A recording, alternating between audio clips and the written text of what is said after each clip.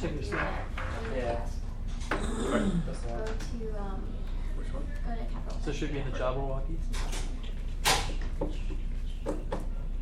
Hacking? Did you spell it No.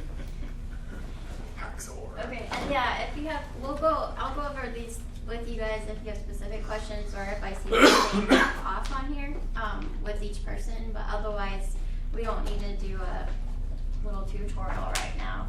But again, non-Travis County residents here, and email these in yourselves. Travis County residents, these guys, and I take them in. Okay, so intros, let's go ahead and go on intros. I think I introduced myself basically. I'm the founder of PROTOS Festival, Austin Art and Tech. I get a little nervous introducing and talking here, so please don't mind my speed talking. If I am talking too fast, let me know and I'll slow down. What would you guys like to know about me, PROTOS, or Austin Art and Tech? What does your group in general do?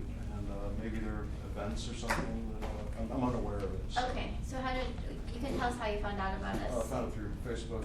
Jimmy? Okay, so PROTOS is a festival. It's the first electronic music and arts festival, non-profit electronic music and arts festival in Austin. There are others who've done similar things, but we're just strictly focused on electronic music and interactive art, electronic arts.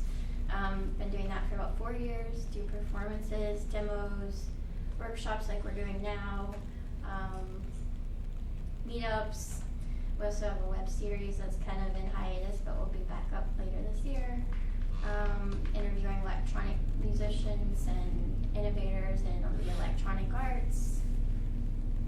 Sounds great. Yeah, and then Austin Art and Tech is the social and civic branch of that, which is focusing on education, engagement in the community, bridging art and technology in Austin, kind of more broad perspective on that. And more meetups and social and civic stuff. So like next event we'll be doing a Camp Kit, which is the cultural asset mapping project, which Janet Seibert at the City of Austin is leading. And it's a really great initiative that's been going on for a few years, and now they have a kit that is basically kind of assessing the needs of our communities, and we'll be doing one of those at the next session. And also I'm working on a little immersive installation for the next session as well. We'll have a couple of discussions there too. I was hoping to do a couple of demos, but we're having people pretty busy in the off season right now. So, but yeah, last time we had an electronic music panel and demo. Before that, and we had, I'm trying to remember what all we've done this summer, because I also do my own stuff separately too. We also had our first one was just a meetup. First two actually were just meetups. And the second one had digital art and interactive art demos, tutorials, and then a light writing, kind of interactive light writing demo. Oh, cool. Anybody else have any other questions for me? Okay, so we'll leave time at the end for people to network, because it seems like people really like doing that. It's been really helpful. Sometimes we have food and drinks. I don't this time, but I do have little mini candy bars for those who register to vote. And I'll be making some tea so that you guys can have that at the break. And also there's a Starbucks downstairs. I don't know what time it closes though, but you're welcome to go, take a break and go down there. So who wants to go first for introductions? You want to go ahead and go? Sure. My name is Bob Kanaki. I'm still building my own instrument, getting my music together in hopes of performing and kind of finishing up a project that started a long time ago, more than 20 years ago.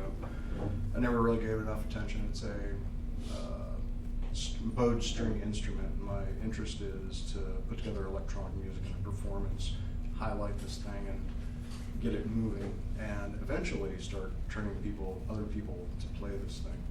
It has no neck, no frets, no scale, no control on it a lot. I use a lot of electronics to build songs out of it. For practicing, I'm really new on the scene. I have not had enough formal performance time, but I've been using a synthesizer to train myself music and like sounds and processing and such like that. Jimmy's been a great help to me, showing me ins and outs of Ableton, and I'm sure I'm going to eventually have to take a class, because there are some places it just seem like dark matter, man. I can't figure it out. But, Thank you. It's Alright, you brand new. guys, please hit him up about his instrument at the end. I'm gonna be like, just kind of wrap you guys up, each person, because there's quite a few of us, so I appreciate you. What was your name? Oh, I'm sorry, my name's Bob Konaki. Bob Konecki, okay, you guys hit him up if you want to talk to him about his instrument. Next person. Excuse me. I don't mean to cut you guys short, but. Yeah, it's fine. I'm John. I'm a mechanical engineer by day, train neural networks and make music by night.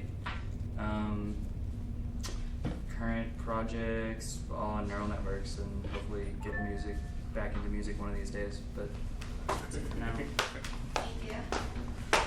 I'm Steve, work with John on a bunch of neural network stuff, and co-founded Feedback Alliance. It's like a local artist collective, electronic musician artist collective, and make a bunch of music and stuff. Thanks, Good Steve. to be here with y'all. And if you guys don't mind going up it, unless you're shy or you don't want to be on the live stream. Oh, are we live streaming? My bad. No, it's fine. I'm just reminding you guys.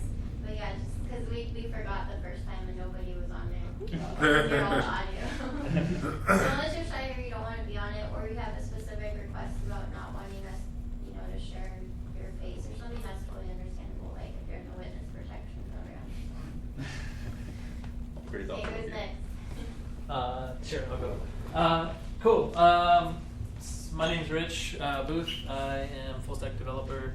Don't really have any kind of experience in electronic art. I'm just more of a fan than anything else. I want to see kind of the development of it, how you guys go about making it, and I'm just here kind of to spectate. Really interested in it. So, cool. Oh, thank you. What's your name one more time? Rich Booth. Rich Booth. How's it going? I'm Mars Wright. This feels like a DMV interview now. I'm Mars. I've been here in Austin for like 5 years. Took a modular synthesis class with Mason Wiley, if anyone knows him. Sort of got into it. Been using Ableton loosely, so I've actually met him before, Jimmy. There's a lot of holes and gaps in information. I'm a firmware, hardware engineer by day, and then I have a solo performance with Loopy on iOS and miscellaneous devices. Yeah. When is your performance? I'm sorry? When is that? It's periodic. It's just a thing that I do. So. What's it called? One more time? Honey Sun. Honey Sun? Yeah. So is there somewhere we could check it out online? SoundCloud, Bandcamp, the works. Thank you.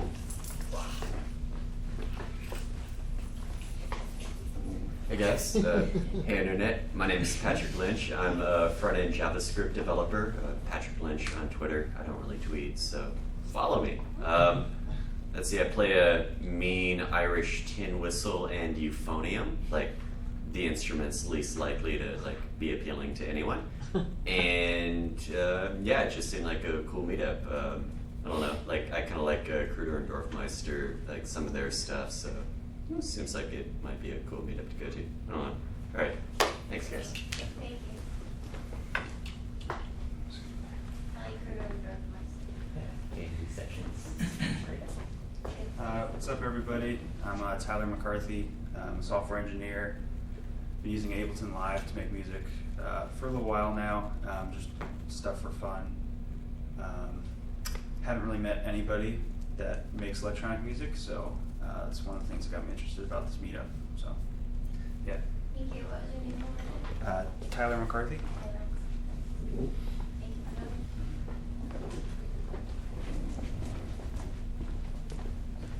Hi, my name is James. I'm also a front-end web developer, and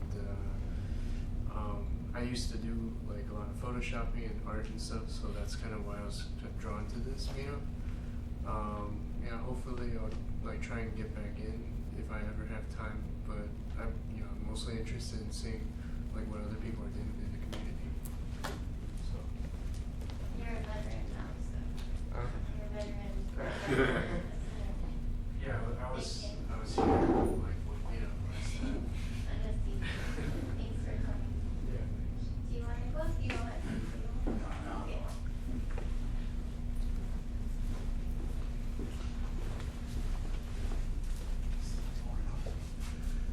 Good evening. My name is Marcus. I'm the proud owner of Cabor, which is completely different than what everybody else is doing. So I'm in the oils and scent business. So pretty much I graduated with a degree in computers and web development. So pretty much I'm just looking to get back into my field and learn a lot more about development and incorporating a lot of different sounds and instruments into development. So that having a lot of experience back then, you could do both. So that's the reason for coming. Cool. So, Thank you. thank you. Are you ready? Yeah. You want to introduce yourself? Sure. Hi guys, my name is Jimmy Allison. I teach Ableton Live. I'm a Ableton Certified Trainer. I specialize in one-on-one training at my studio or at your studio or over the internet. Is what I do. I also do workshops and clinics and sometimes the occasional group classes. I've been using Ableton Live since around 2006, and it all pretty much started with my last band was breaking up, and before they even broke up, I told a friend of mine that if this band breaks up, I'm going solo electronic. He's like, well, how are you going to do that? I'm like, well, I'm going to buy a bunch of synthesizers and drum machines and hook them all up, and and I'm going to do that. This is like in 04. And I was still thinking of like 90s electronic bands, and that's what you did. And then when the band did break up, I asked around, like, well, computer's getting pretty powerful now. I could probably do it with that. So I asked around, found out Ableton, and that started it all. So yeah, I attacked it like a hardcore gamer, 18 hours a day sitting on Ableton. I had those skills, and that's kind of pretty much how I got to where I am. So, I hear a lot of you guys are engineers. So how many of you guys know music theory? That's good, because it's mathematics. And, y'all should learn that stuff. If you're engineers, it's the same thing. It's just crazy. To me, music theory is the creative expression of mathematics, because it's just intervals. And that is actually one of the higher percentage workshops of music theory classes in Austin that I've ever had. The only time it's been higher than this was in Denver, for obvious reasons. So I'm very loose on my workshops. Feel free to interrupt, ask questions, make me repeat myself. Sounds like it was cool to get the introductions, because it sounds like most of you guys are fairly new to Ableton, except for you've been around for a while. Is that correct? Yeah. Fairly new, except for and you. Yeah. I've been using it for a while. A while? Yeah. Okay, cool. So the way I'm doing it specifically today is I'm pretty much going to start with a blank live set and talk about workflow, generating ideas, and I'm just going to start building a track. And when I do these kind of workshops, sometimes the music I make is good, sometimes it's not, so we'll just see what happens. I'm also very into improvisation, so that helps me on this kind of stuff too. So, played in actual full improvisational bands before. That's always a lot of fun. How many of you guys play instruments? Musicians? Most of you? Cool. Yeah, it's very helpful getting into electronic music to have a musical background. How many of you guys DJ? Any DJs? 1, 2, 3. Cool. Also, very helpful getting into electronic to have a DJ background. I came from musician side, got into Ableton, started producing music, and then started producing electronic music, and then I didn't really get it until I started DJing. When I started DJing, then I started understanding certain aspects of the music I was trying to make, rather than approaching it like writing a song for a band where you can kind of feel like you do whatever you want, but when you're writing a song for a dance floor, you can still do whatever you want, but you want to think about certain things, like people need to be able to dance to it. It's kind of helpful. But, of course, if you're not making that kind of music, it doesn't matter. So we're just going to start from scratch here. So right now I have, you guys hopefully can see that all okay, but I have my default live set up. And if you go into Preferences, under, File folder, you can do Save Current Set as default. And this is one of the areas where it really helps with workflow. If you have a certain setup that you use all of the time, a certain VSTs, certain controllers, maybe some hardware synths, a guitar, vocals, whatever, you want to set up your live set and have it all ready, especially if you use outboard gear. Like if you have synths, things like that hooked up, having those connected to your audio interface, ready to play when you get an idea is like really important, because many times where I'm like, oh, I got this really cool bass, I have to get my bass, and I gotta go plug in my bass, and then I gotta turn on this and this and this, and I gotta plug this in, and I gotta create a track for it, and I gotta set up the track, and I need to bring in my effects, and then by the time you do all that, you're like, well, what was I doing? I personally have oftentimes forgotten why I was setting up my gear. So now I try to just keep everything set up, and you'll see on my set I have three channels for my electric upright bass. Sometimes I layer like Bode Arco with bits and mix it up, and so I like to have multiple channels for it. Then I got my Minotaur, my synth set up. I got the midis for my synth. I have Maschine set up. Anybody use Maschine? It's pretty tough, right? Sorry? Machine's pretty tough, right? I don't know. No? I mean, it's like Ableton. It's different. Does different things. I like using the push and the Maschine together.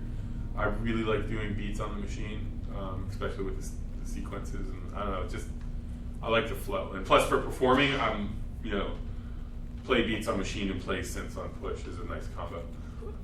So I like the Maschine, and it mainly started. Anyone have an iPad? And if you have an iPad and you have a Maschine, you can get the iMachine too. And if you go on airplane rides, you can write lots of music, and then you can export it to your Maschine, and it gets it into Ableton. It's actually the most efficient way to get music from your iPad that you wrote on some software into Ableton that I found.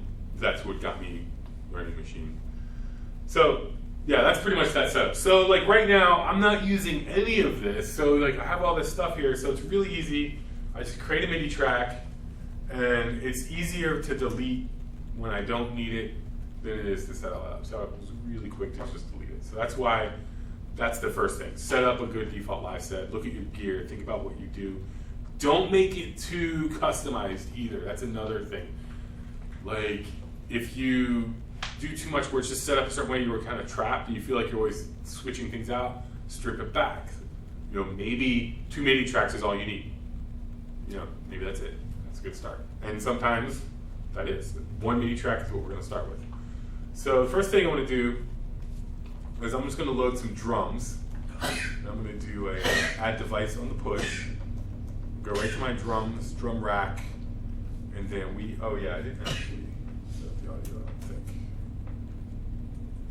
By the way, guys, there's water out there at the fountain, and I have cups here if anyone wants.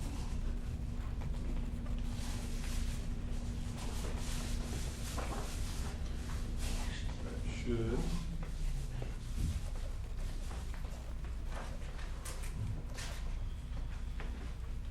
Let me just get something in here.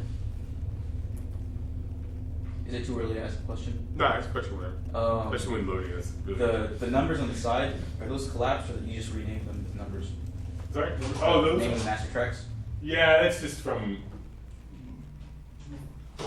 That's just the numbers that are on there. Okay. Yeah, they're not collapsed. Okay. It doesn't do that. I never even noticed actually. That I had those numbers like that. I was probably my default set. We're probably doing stuff and then deleted and Yeah. that's how that happens. So sweet.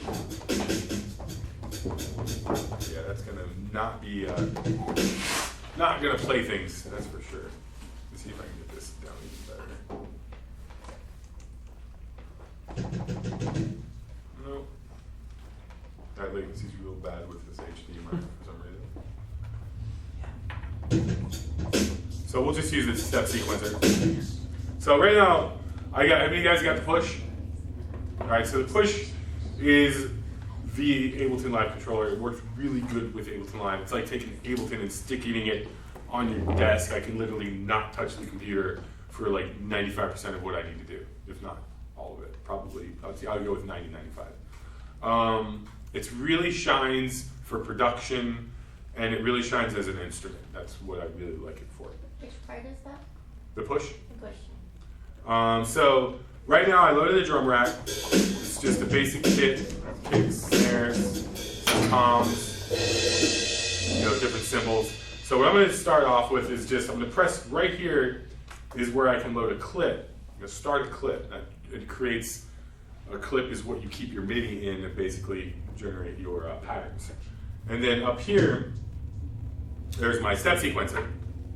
Shoot it across, and it's set with these buttons over here, and I have it set on 1/16 note. You can change it around. I like 1/16 notes. It gives me 2 4-bar sections.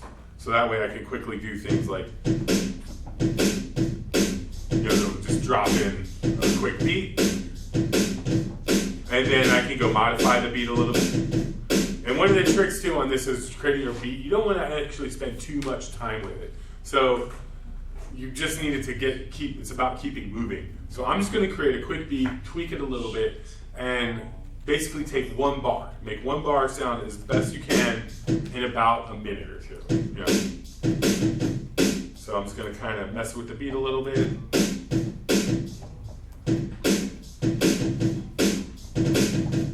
Maybe something like that. Let's go to the snare. Maybe drag that snare. And then not put the kick at the same time. Cool. I'm just going to drop some hats in there now. We'll just do a quick 8th note hi-hats by selecting the button. And then with the push, if I hold down the pad, I can adjust the velocity really quick. And the velocity is basically how hard something is hit, which gives you that dynamics of more how a drummer would probably play it. And then other things you can do that I like to do a lot of time is nudge. If you hold the notes down, you can get to your nudge and it basically puts it off time just a little bit. Especially important when your hats fall at the same time as your kick. Because if that happens at the same time, not just because that wouldn't happen ever if a drummer was going to do that. I mean, there's of course a finite chance that it would happen, but generally it's probably not going to happen at the same time.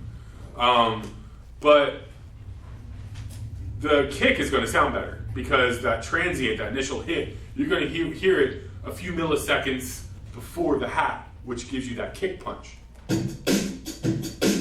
So I'm going to just mess with the groove a little bit by messing with the nudge of all of my hats a little bit individually. And then maybe add it. Maybe fill in that gap.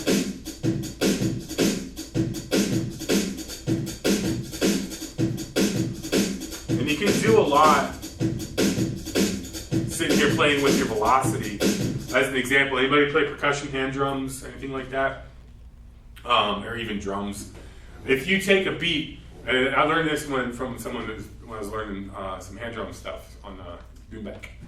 If you take your hand and just tap out 16th notes, like that, it's not very interesting, right? It's just 16 notes. Kind of annoying, actually. It sounds like I'm saying, hey, come here. But if you start varying up how hard you hit things, now you have a rhythm. Same 16th notes, same timing. It's about how hard you hit it and not about necessarily the timing of it, which also, they both play together, but a lot of people overlook the velocity a lot. So,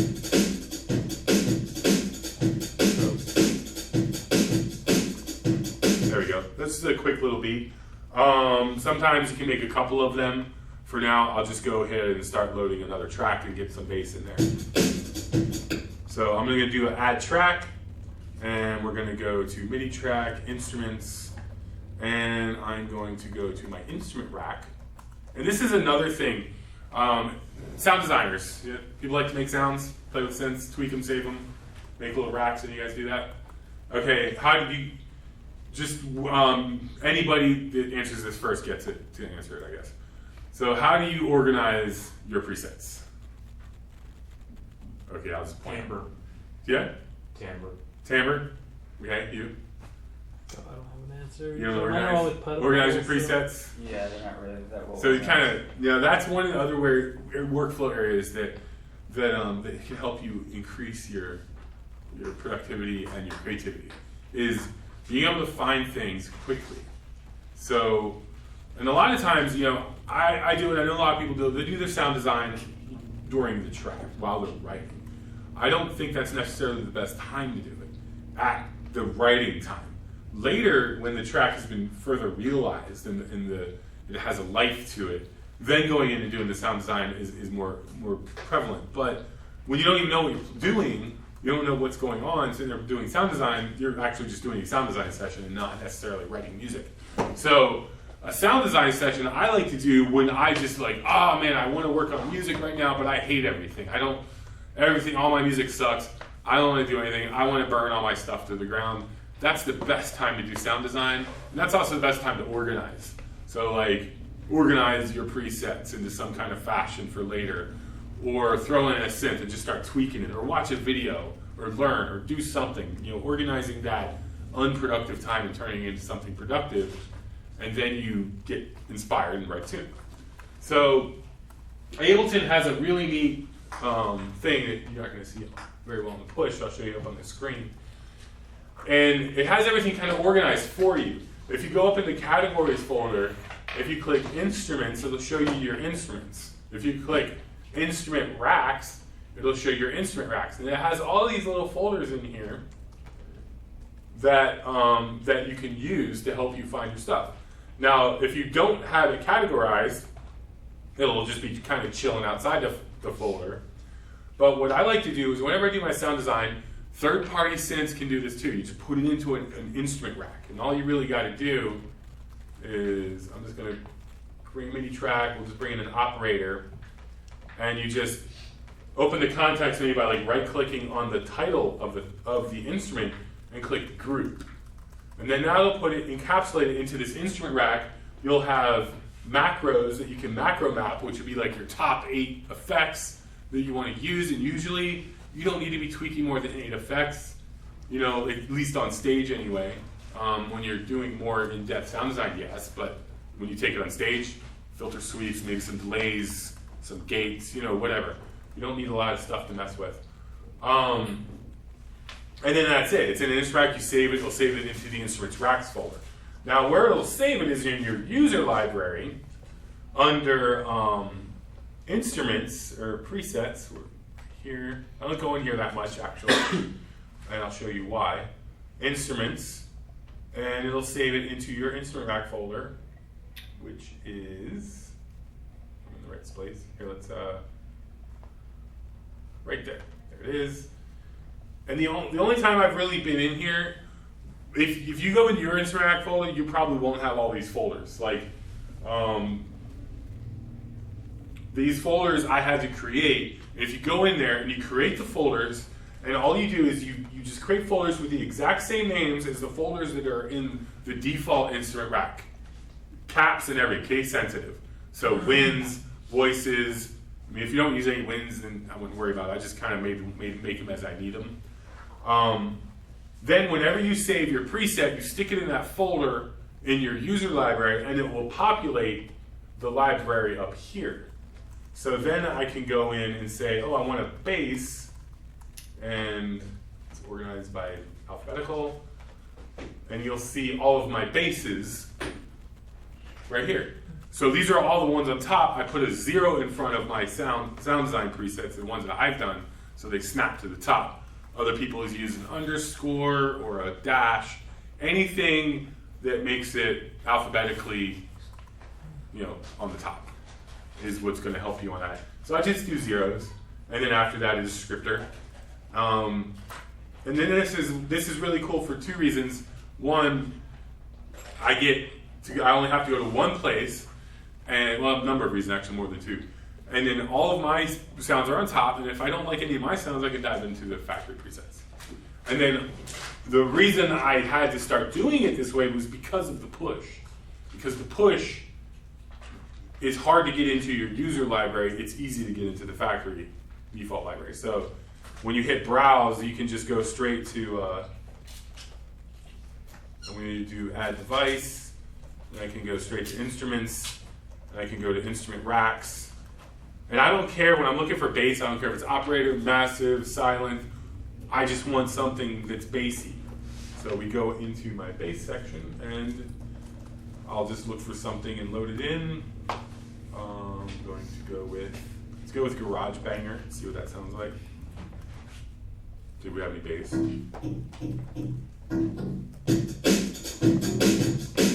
So now the next thing I want to do is pick my scale and key. If I had a regular keyboard, I would just play it out, but I'm going to hit scale on the push. I'm just going to pick, and I actually set to D minor, and let's change it to Locrian to be a little crazy. And then this will automatically set this up to be in key. So there's my diminished fifth.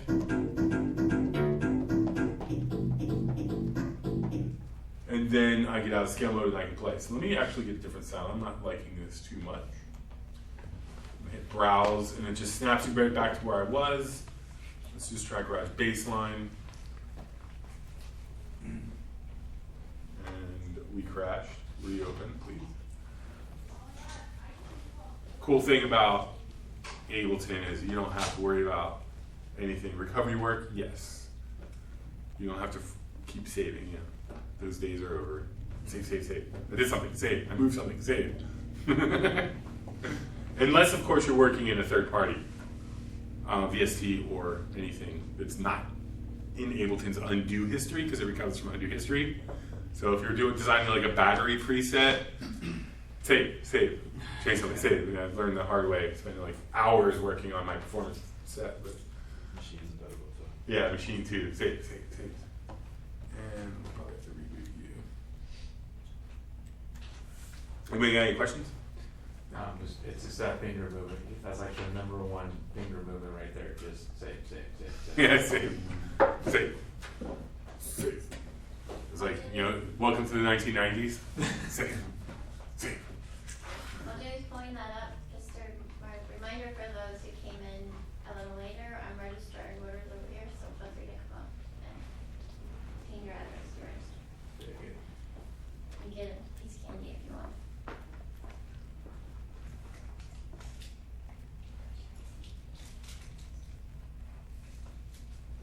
Oh, that's not loading, so let's go to the mouse. We'll deal with that later. So, on the keyboard side, if you guys don't have a push, this is really, really handy. I can just double click on a cell to load a 1-bar MIDI clip. And now, for those of you that actually know music theory, here's your piano roll. And it's cool if you don't know music theory. It's just a path. There's nothing there to it. Here's a piano roll over here to help you find, and you can scroll over there to find the notes that you want. Now, for those of you that don't know music theory, it's really neat because this is basically a piano on the left, over here on the left. You got the black keys and the white keys. Now, if you don't know music theory, here's a little trick. Pick a note that's on the white key, and then play other notes that are on other white keys. And then resolve to that first note that you picked, and that will be in key. It will be in some mode. It'll be Dorian, Lydian, Mixolydian. It'll be in something. And then if you want to move it to a different key, take all of your notes and move them to wherever you want, and it'll be still in some key. Now, you can also start on any black key and play any other black key, and that will also be in the mode. Now, that will, so you can just kind of poke around. Or you can just play notes until it sounds good. It's really about what sounds good. And I bet you if you write something that sounds good, it's probably in some kind of mathematical mode in at least some culture, somewhere. If it sounds good, it's probably been thought of. So don't worry about it. So I'm just going to start on A. And I'm just going to drop some notes down. And I'm going to bring it down to the bass. So here, a lot of times what I'll do here when I don't have a keyboard, I'm just using the computer. I mean, I can, of course, turn on the keyboard and use the keyboard as a key controller. I set this to all ends, of course. I got a keyboard on my keyboard, but the latency is really bad, so that's not going to work. So we're just going to go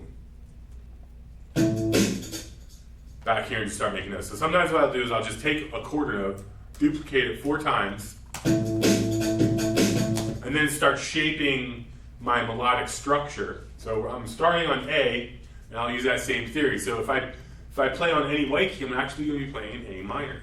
So if I go up to the third, and then you can actually teach yourself music theory that way, knowing that one rule, that start on any one key and then play any white note, you're going to be in key. So we'll just kind of make a quick little, little kind of bass melody. I was kind of randomly picking something. There's also a thing that you can look up called turnarounds. These are basically phrases that are very popular, that are very used in all kinds of music, and they're 1, 4, 5, 1, 5, 4s, 3, 4, 5 note phrases, that resolve things. Just to look it up. It's a good thing to learn about. Now I'm going to change the timing of these notes and just kind of move it around a little bit. And now I'm going to select it, make it even lower so it's more bassy. And what I did was I basically did Command A to select all. And then if you hold down Shift and arrow up and down, it'll move it in octaves. So I go from A1 to A0. Cool, that's a good little start. I'm going to make another variation. I'm just going to delete. Let me slow down. I'm going to select the clip. And I'm going to use this screen to point at. Select the clip, then I'm going to duplicate the clip. I'll just do it with the context menu so you can see it. And I'm going to click duplicate. In fact, there we go. All right. The hotkeys are awesome. Now, one tip on hotkeys, this is more about productivity than anything. Your cheat sheet, how many guys papered your wall with hotkeys for some software? Have a wallpaper while you're learning. Yeah, I did that with Lightwave when I was learning Lightwave. It was like just this wall of hotkeys. Say what?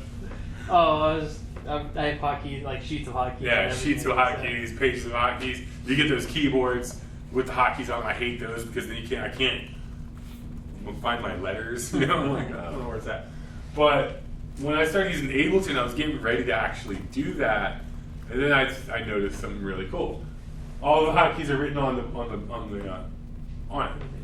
Lightwave was actually like that too. Come to think of it, I didn't really think about it back then. So the trick there is I'm going to do a duplicate function. I know that if I open up my context menu, there it is. I can click on it, but don't click on it. Use it as a cheat sheet. This is your guide. Okay, cool. Duplicate is Command D. Let me close that, select it again, and do my Command D. Slows you down for a little bit, but within no time at all, you'll be like, boom, duplicate, boom. Then next one. You don't have to do every single hotkey, but every day, like, let's learn a new hotkey. I want to focus on, saving. What do I do? Oh, Command S. Another tip with hotkeys, they're the same as every other software, pretty much. So software companies, software engineers are pretty cool like that. Let's make the hotkeys the same. Oh, brilliant. Okay, cool. So on this one, I'm just going to take these notes out because I kind of dug that in just one hit. It sounds like there's a rogue in there. What's going on? I'm going to hit the fold button. Yeah, I just got one note. The fold button up here is really cool because it will just show my notes that I'm working with. But we're in this clip, so let's drag that note out a little longer.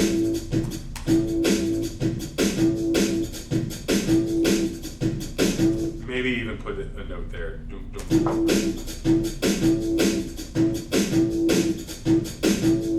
No, that's something, we can play with it later.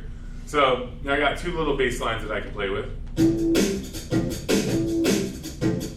And I'm just going to take this drum, duplicate it down, so now I can use my C launch to kind of play around with it as we develop it. All right, so let's get another sound in here. So now I'm going to remember that I chose A minor as my key. I'm going to try and stick to that. It's a good idea. Usually helps. Again, if it sounds good, and if it sounds good to you, it doesn't have to sound good to anyone else. It doesn't really matter. Nobody else really matters. If it sounds good to you and one other person, you won. You made some music. Now I'm going to go into plugins. I'm going to just show you guys one of my favorite third-party plugins, Omnisphere. Really dig it. So let me dig it out. It makes short work of coming up with ideas because it has a really cool feature in it. When you load it, click on the screen. I can pick like what I'm looking for. Let's just get some pads over here on the left. We'll get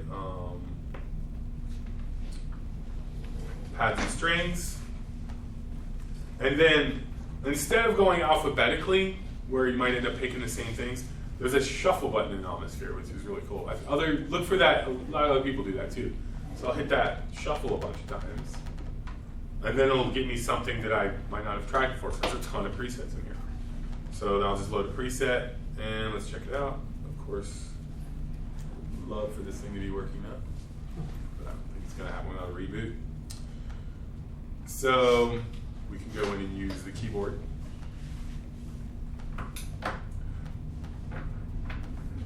Now that's another thing I did here. I'll just talk about that.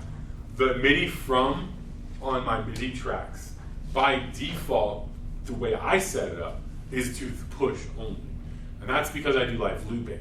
And I do live looping with synths and things. And sometimes I'll create tracks. And I don't want the push to be doing anything but what the push does. Whenever I create a new track, it's for the push, like manually.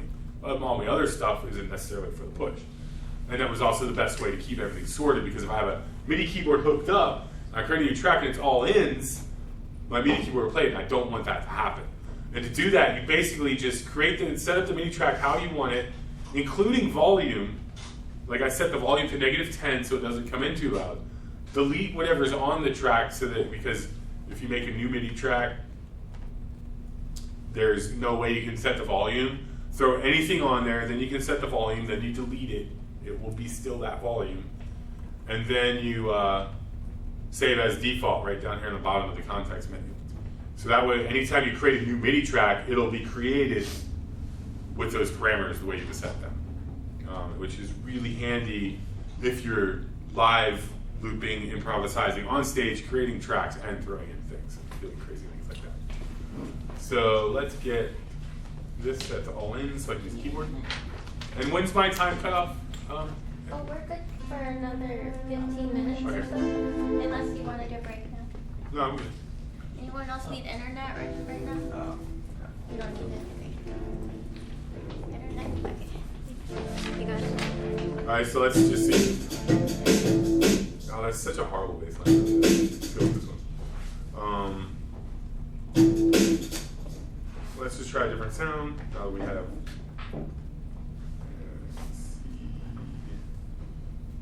Yeah, we can do a break whenever you want, Jimmy. Okay. But Yeah, so 15 minutes, that's fine.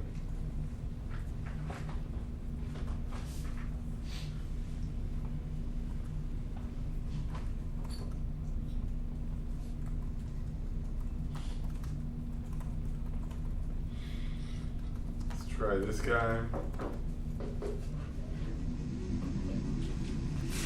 Volume up a little bit, maybe the octave.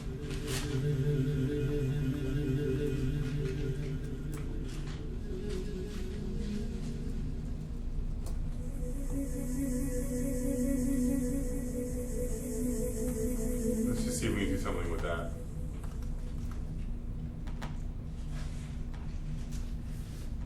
Let's create a note, drag it out. And we need to make this loop. So over here, down on the bottom where I'm shaking my mouse, when you shake really big so it pops out. This is where I can set up parameters for my loop bracket and settings and stuff like that. So, for my MIDI clip. So I'm just gonna go ahead and make this like a 4-bar loop. And I'm also, just to be tidy, I'm gonna set the end on bar 5, which is actually a 4-bar loop, so it'll be ending at bar 5, not like that. I'm going to drag this note out.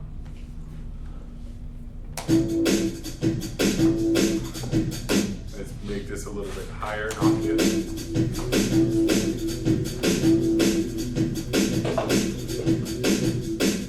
And maybe one more octave higher. And now we can kind of play around with different, see if we can find another sound.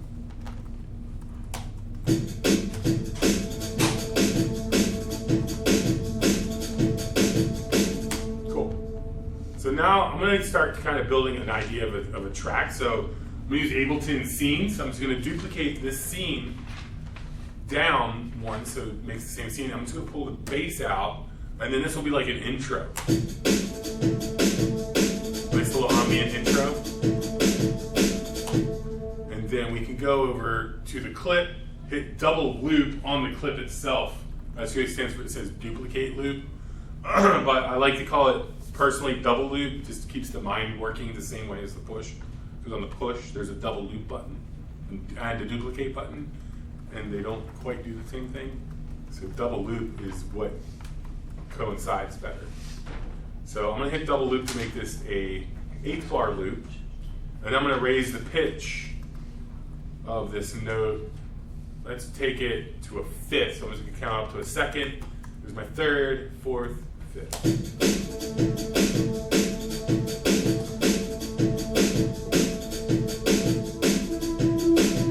And then I'm feeling like I want to drop it, so I'm going to shorten the loop and I'm going to lower it down to a 4.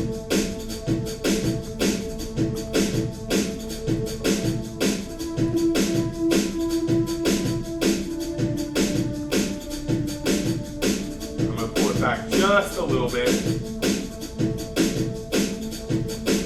so it kind of ends just before the cycle, like a little bit. It's got that reverb trail out. And then let's go play with effects. So effects are a lot of fun. One of my favorite things to do is to drop a auto pan on a pad. And then I take the phase and I put it all the way to 0, so then it becomes essentially a gate. It turns it on and off. What the auto pan does is pans things left and right, and the phase adjusts that. So if I turn up the amount, you'll see that if I phase it, it'll just be how it's panning left and right. It'll be the phase.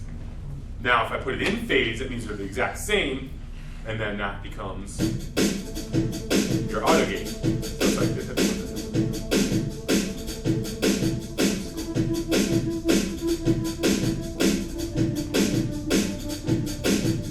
Sometimes it's even fun to stack them. So I'll put one at 8th note, and then the next one at 16ths to create a little bit of a different rhythm. And then adjust the amounts. Kind of gives it a little more, and you can even throw them off time a little bit. Sometimes it can be really cool, maybe to take it to 1/12.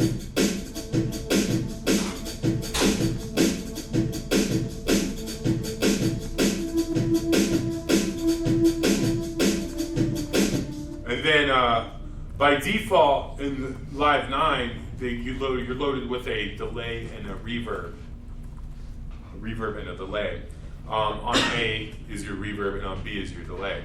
Now I've gone and kind of edited the patches, but I kept the same flow. A is reverb, B is delay. That works for me. So by keeping things consistent, you can reach for, without looking, I want some reverb. So you turn up send A to add more reverb. I want some more delay. Turn up send B. If all your tracks are like that, it'll be always the same. So again, keeping you moving forward.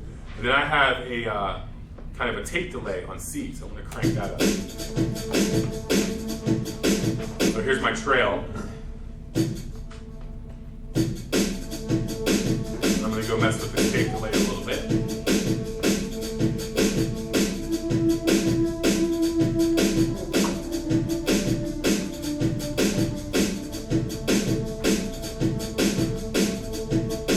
Cool. So that's a cool little intro that we can start with. And then one more thing to add a little more movement.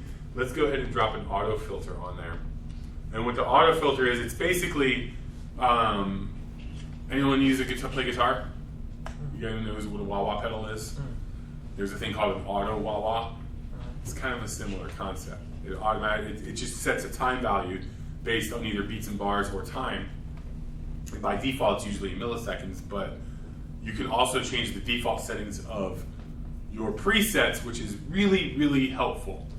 Because whenever I load an auto filter, I always sync it to the clock and set it up a certain way.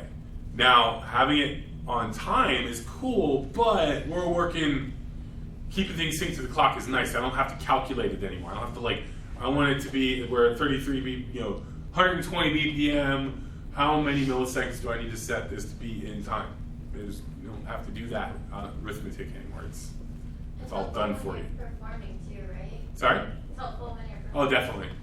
That's something that I always learned was make sure you get all that. Yeah, get it all in time. Now, I honestly never did that arithmetic. I just set the knob. I'll be honest with you. There's a mathematical equation that you can do to calculate the milliseconds to BPM to put it in time. I just turned the knob until it sounded. Yeah, that's what I used to do. Okay, so, but now you can hit the tempo. Oh, and if you just open the context menu on any device, save as default. It's all over the place. It's awesome stuff. So I'm going to set the filter.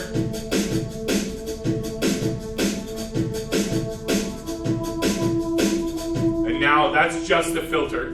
No LFO. Now we're going to bring up the LFO.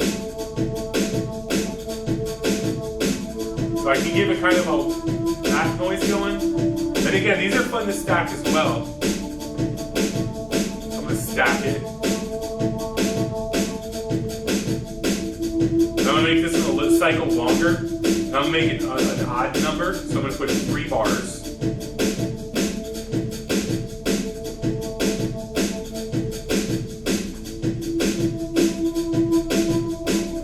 So it doesn't always quite line up. So 3 times for every 12 bars it'll line up. So it'll be a little more interesting. Subtly interesting. And a lot of times in the world of dance music, it's about subtle interest rather than like the difference between listening to Square Pusher and like Bass Nectar. It's a lot easier to dance to Bass Nectar than it is to Square Pusher because he's a lot more predictable, and Square Pusher is very unpredictable. I love all of that stuff personally. Unpredictability is great. I love it, and I can dance to it, and I love dance to it. I love dancing to the jungle. Clears dance floors, but I'll be on there. And usually when I play jungle, you got these raving lunatics on the dance floor. Everyone else runs away. But like, yeah, you got your rave. They're like, because they're like when you're in a drum and bass, everyone's down dancing to the drum and bass. You start dropping jungle, people start peeling off, and then you just get these people that are passionately yeah. I'm like, I'm one of those people. Or the people in the back against the wall, that's me with their heads. Black turtlenecks sitting in the back. Yeah, that's a breakcore show. It's like we do a breakcore show, but nobody can talk to each other. Yeah, don't talk to me if I'm in a show. Just kind of like. All right, so from here, stacking, playing, probably, I've talked about it. Really what I did took about a few seconds. I did 2 auto pans, 2 auto filters, tweaked some knobs, and the only reason it took me as long as it did is because I'm talking about it. That would have taken me probably about 10 seconds to do all of that, and then I would be moving on to the next thing, the next idea. Let's see how this works. Yeah, like that sometimes, and that's when you're working and you're just like, you don't like it, delete it, right away. Don't be afraid. I don't care how long you've worked on something. If you're sitting there and you just don't like it, delete it. There's no big deal. You spent 3 days developing those notes. If it doesn't sound good, it just needs to go away. Or save it for something else. But that's how you keep moving forward rather than trying to make something work that just isn't going to work. So let's try bringing this bass line in.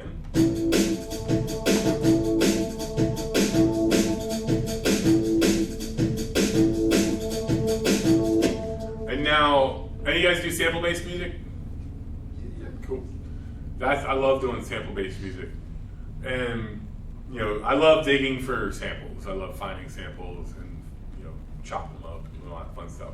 But now, venturing into my career or life as a musician, DJ, producer guy, I started really getting into like halftime drum and bass lately, and loving it. But I don't have a lot of it. I had a DJ gig coming up, and I was like, I don't have enough of this music to play a full set yet. I haven't like collected it all where I could flow, in a DJ set. And I'm like, man, and I'm digging, I'm looking, I'm digging, and I'm like, like ATXAT Records and Samurai Music Groups, digging through all that stuff, and then following their SoundClouds. Like I love doing that. I'll find somebody I like and who they follow, because usually they don't follow a lot of people, and they're usually good. So I'll see who they follow, check their music out, and you'll get on these following paths of SoundCloud, and you'll find some really cool stuff that way. But it takes a long time. And I was like, man, I can probably produce music faster than this for my gig. And then I started working on it, I'm like, but it's just, I need to go faster because I have only a day. So then I was like, okay, let me think about it now. Sample packs. Have anyone of you guys used sample packs? Okay. And you guys have a thing about sample packs, you feel like you don't want to do it because like whatever ego reason, personal reason, it's not really writing music reason. Okay, I had that. I still do, kind of. Yeah, I still do have that. But I had that really bad. But at that moment, I was like, I need to write music. I need like 10 songs, at least 10 or 20 songs, especially if I write them to the flow. I don't need as many because I'll have control of it. Quickest way to do that, sample packs. I'm DJing. I'm DJing other people's music. Oh my God, if I write songs with sample packs, is that really that bad compared to like, if you think about DJing when you just play other people's tracks anyway. So that's why it even got me started in it. And then I realized you can produce really quick. So anybody heard of Splice? Yeah. Splice has this thing, $7 a month. You get on there. It links right to your computer. Doesn't look like it's loaded. It actually, if you don't have Splice, it's free to back up all of your music. So if you don't have a good online backup scenario going, which I don't anymore since copy was gone, and I need to back up multiple hard drives, no one really does that. I can't find anyone that does that. So now I'm using Splice more. Splice for free will back up all of your Ableton sets automatically if you set it that way. It's pretty awesome. With version control. Yes, with version control. So every time you save it, it backs it up. Kind of like Dropbox? It's better than Dropbox. Because it's like for Ableton? Yeah, it's for music production, and it versions. You don't even. It's like you save. You don't have to version it. It versions it for you. Yeah. Yeah, it's a lot like Dropbox in the regard where you save it and backs up. That's Splice? Yeah, Splice. Just don't make folders in your Splice folder. Exactly. Right? Just don't try to control it. Don't try. Don't control Splice. Let it do its thing. And then you have this little thing right here where you can go through your projects real quick. It just pops up. You can open them. You can click sounds, and this is where if you download sounds from them, you can just be like, it'll tell you the key with F pad. Let's drop this in here. Unfortunately, it's kind of right in the wrong spot for me to drop it in there. So where was that? The second one. Yeah, so we can just drag it, actually literally drag it and drop it right into your set. And it tells me the key, like what good samples should do. And then I can transpose it. I'm supposed to be in A, so we'll go up, we'll go G, A. So now it's in A. And then I can actually do some really cool things with it. Now, I have this other pad already in here, but this is a little bit different. Very obnoxious at the moment, so let's turn it down. And then the same thing like I did with AutoPan, now it's an audio clip, I can get in there and mess with the warp modes. What I like to do a lot is drop it into Beats mode, and then switch the transient detection to whatever, 8th note, 16th note. Let's go with 8th note.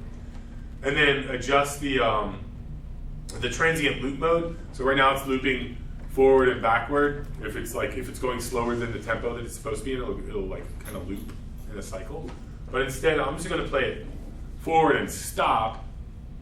So when it chops up the sample, if I go slower, as an example, we'll solo this so you can really hear it. Jimmy, are you ready for a break soon? Yeah. Okay. Yeah, we can finish up this. And we'll kill This it. is a good trick. So yeah, this is it. I'm at 160. The segment BPM says 140, so we won't hear it unless I slow down the tempo. So now you hear it. And if I put it back to tempo, we'll just undo to get back to 160. So not doing that. So what did I undo? All right. So you kind of hear it. But if I do this right here, that's the percent of the transient it's going to play. And this transient this time is going to the beat. I'm going to pull it back.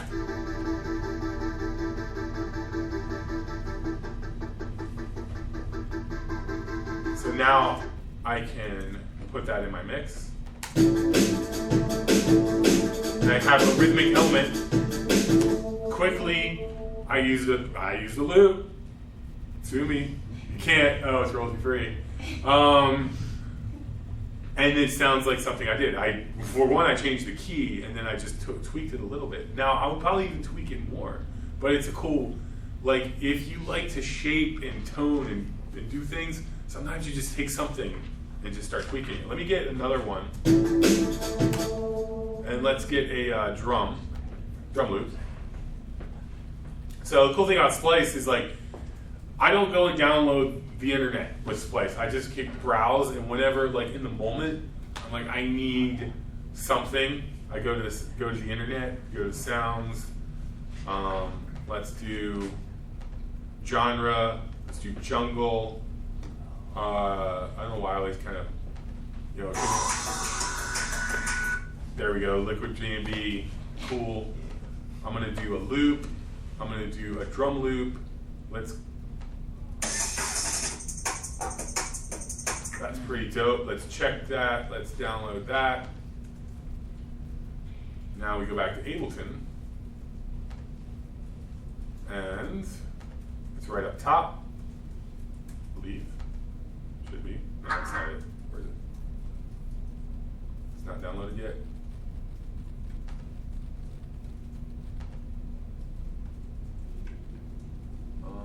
Do I have this in alphabetical or something? Alright, well, that's not working as excitingly as I hoped. And I must have sorted this alphabetical somehow. So this list is all ones that you downloaded? Yeah. Usually it's last downloaded, which is weird. Usually I'm like, oh, it took me for a ride there. But I can go into my Splice folder itself, sounds, packs, and kind of dig for it. What did I download? BPM 170 Hospital Break. Oh, Hospital Records. Sweet. Hospital Records can't sue me. We'll just type in hospital. Cool. There it is. Nice little search engine. It's not actually from them, is it? Yeah. But is it royalty free? Why? Yeah. They uploaded the pack for okay. people The sample. to play with. Gotcha. So we'll just drop that in there, see what we can do with it.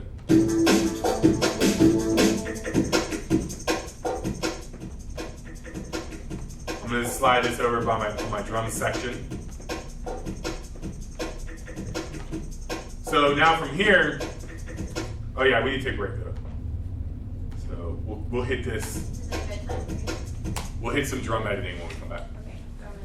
So it's a good time break. Any last minute questions before we go on break? Yeah, I got one. There you go. So I do a lot of found sound stuff, and sometimes I come up with these great rhythms that I love the sound of, but it's so far in a different timing than I understand. Is something that you're doing in Ableton able with transients and the working allow you to kind of say this is a certain time signature? Would you Yeah. able to help you? In fact, I'll hit that when we come back. with this beat. We won't change the time signature, but you'll see how you can do it. Could change the time signature. And if anybody has a parking pass that you need validated, Ricky at the front desk will check. Right? So there's, I think there's a slight discount on it. Parking pass. I have some tea here. I don't know how good it is. I walked tonight. Oh.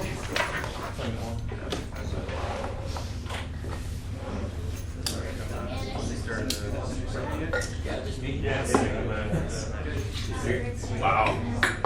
I have been on a hiatus. Steve, I have no idea for August. I haven't even done anything in August. Well, at least it's not as bad as I thought. I just don't know. Yeah, all my ideas, I'll save in my ideas folder by year. And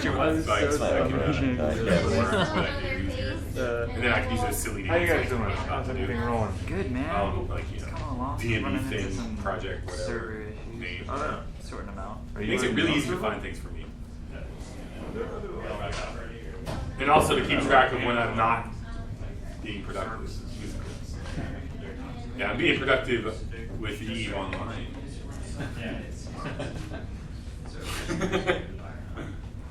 It'll pass.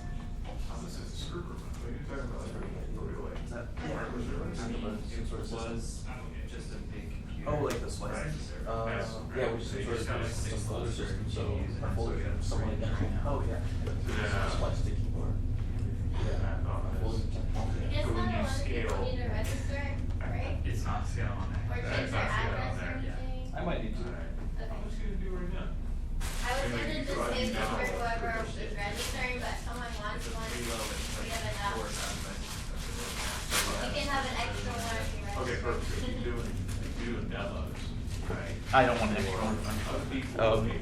How does one get involved with? Oh, just email me and also we have a newsletter, so I have here, just send out information on it, you sign up. I think I'm already How you been, brother? Good, man. Oh, okay. Yeah, working with an engineer doing neural networks sounds pretty interesting. Okay, so you're getting emails? Still. Yeah, email me and let me know, like, Do you like Santa Con? Yeah, we've been going crazy on this now. What is he doing? What is he doing? You want to go over this? I kind of want to get a feel for it. It's like, We do a lot of iOS stuff right here. Especially integrating with iOS.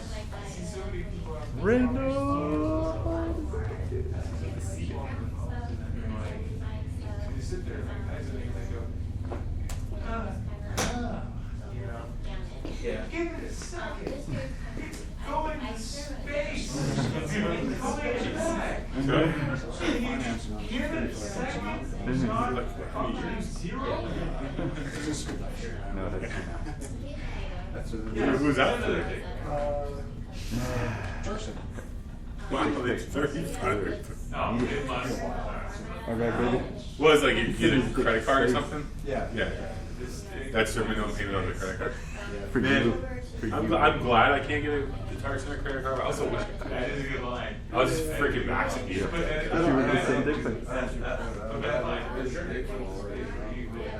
This is subliminal message. See what the auto generates. Alright, let's see. I just put a new checkpoint on.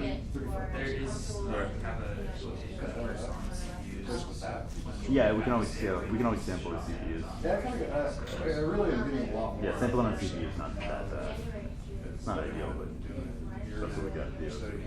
When you're saying something else, it definitely comes through a lot easier. Because when I first started, Oh, yeah. I was just like, it wasn't We need to what load test you're it. saying, it's just like, it was so. It's running fast. Yeah, it's a totally new world. Brave new world. Yep. Yay! Just need to reset the program. Yep. Yeah, I've been using a lot of iOS devices. Oh, really? Massive disconnect with sort of feeling of it, you know? Because I'm not hiring I'm creating tracks, making something better and stuff. Pulling them all together. But I need to stream like It's that you're thinking. Well, Splice is free for backing up your files and sharing projects and networking with people, downloading it. It's really cool. Check it out. The paid for side is the samples. It's like $7 a month, and you can download like 100, 200, whatever samples of it. You know, and it's really, it's like, it says 100 doesn't sound like a lot, but it's a ton. Like I've been debating even turning it off because I don't use it that much. But when I want it, it's worth $7. I'm like, oh cool. Like, there's not so much fluid for a while. Well, it's it's not just, it's just like, you know, you can dig through it and pull in just for that project you're working on. Or like you said, padding a DJ set. Like, oh, I need like one more track in this genre that I don't have. You know, or I need a bridge between this genre and that genre, or I can produce it really fast. Yeah. Anybody still need to get their car keys validated? Hit Ricky and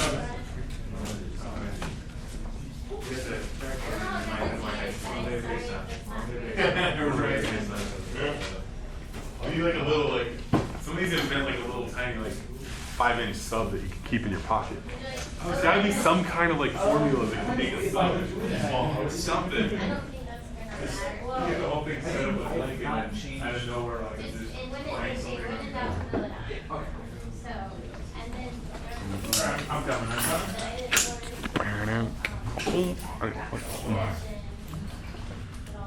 Ooh, I wonder how Steve got here.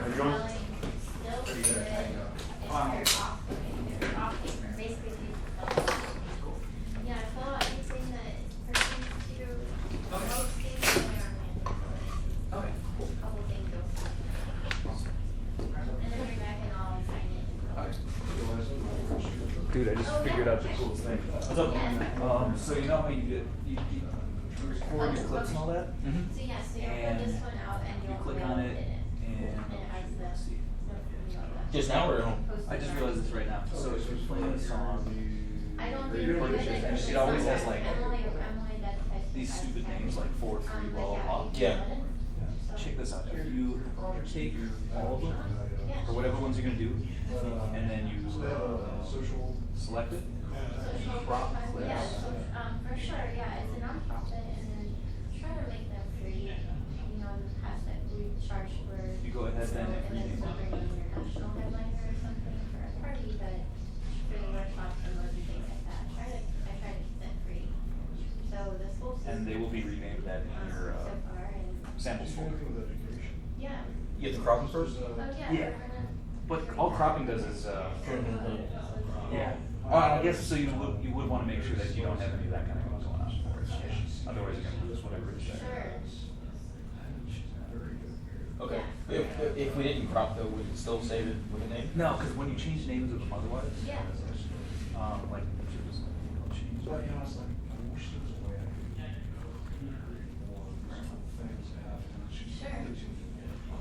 Yeah, if you want to. Okay, I get you. Yeah, if you want Did you see to, that CP80? know what the school is or, you know, No. programs that. is it still there? I think so. Cool. So tempted. 350? Yeah. I mean, you could always just put up 50. Awesome. Yeah. Well, it's pretty nice. It's like it's a teeny grand pen. I'm thinking if I move the dining table over. Oh, it's not a. But it's like just one thing, right? It's a single thing, but it's a full size. it's a portable grand piano. So it's mechanical. Okay. Alright, that food at home though, so I feel bad. I find doing it for live shows. Yeah. That's what I use it for, and I like it for live shows. Not 250-ish, I think. Yeah. It's for like 225. Yeah, so the deal is whenever I try to record stuff, I would go to here. So look at that push controller right there. Yeah. Found it on eBay for $715. They're still bad. That's how much I. So yeah, it's cropped. That's what it's like. Yeah, exactly. I think that is how much they cost now. That's just how much I pay for like a used guitar though. I'm like, something I know already how to play, or something I want to invest my time in, learning how to play. It's also a matter of just naming your. I found one for $698. Yeah, I've done that. That's a $4 savings right there. And then you're one but you still have. You still can't name the individual clips. That's like gainful employment goals. Because if I did this. There must be a way to do that quickly. That'd be a good question for. Yeah.